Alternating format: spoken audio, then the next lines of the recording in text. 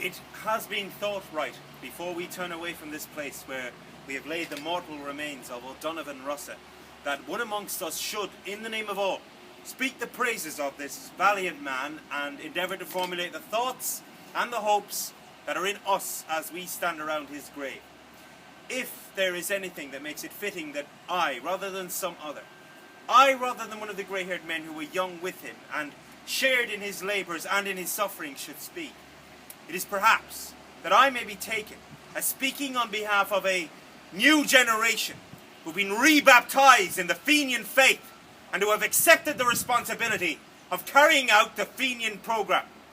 I propose to you then that here by the grave of this unrepentant Fenian we renew our baptismal vows.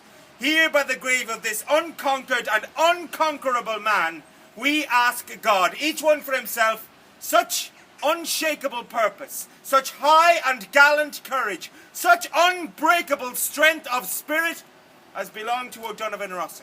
Deliberately here we avow ourselves, as he avowed himself in the dock, Irishmen of one allegiance only. We of the Irish Volunteers, and you others who are associated with us in today's task and duty, are bound together, and must henceforth stand together in brotherly union for the achievement of the freedom of Ireland. And we know only one definition of that freedom.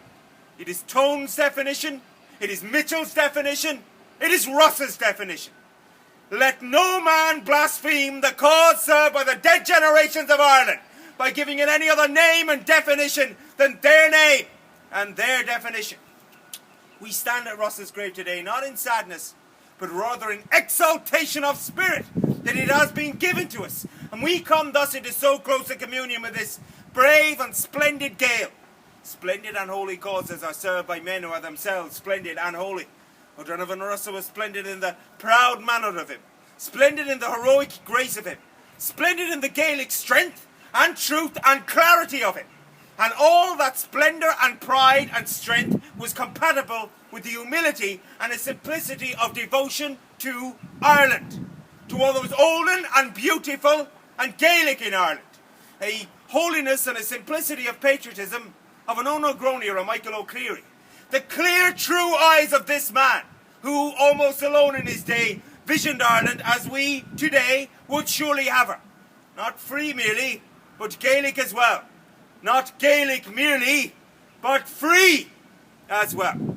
So in closer spiritual communion with him today than ever before, or perhaps ever again, and in close spiritual communion with those of his day, living and dead, who suffered with him in English prisons, and in a communion of spirit with our own dear comrades who suffer in English prisons today, and speaking on their behalf as well as our own, we here dedicate to Ireland our love, and to English rule in Ireland our hate. This is a place of peace, a place sacred to the dead, where men should speak with all charity and all restraint. But I hold it to be a Christian thing, as O'Donovan Rossa held it, to hate evil, to hate untruth, and to hate oppression, and by hating them, to strive to overcome them.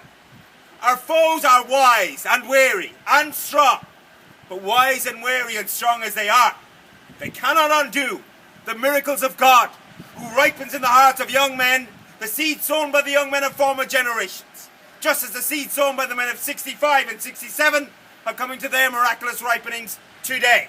Rulers and defenders of realms must needs be wary if they regard against these processes, for from death springs life, and from the graves of patriot men and women spring living nations. The defenders of this realm have worked well, in secret and in the open. They think that they have pacified Ireland. They think that they have intimidated half of us and purchased the other half. They think that they have foreseen everything. They think that they have provided against everything. But the fools, the fools, the fools, they have left us our Fenian dead. And while Ireland holds these graves, Ireland unfree shall never be at peace.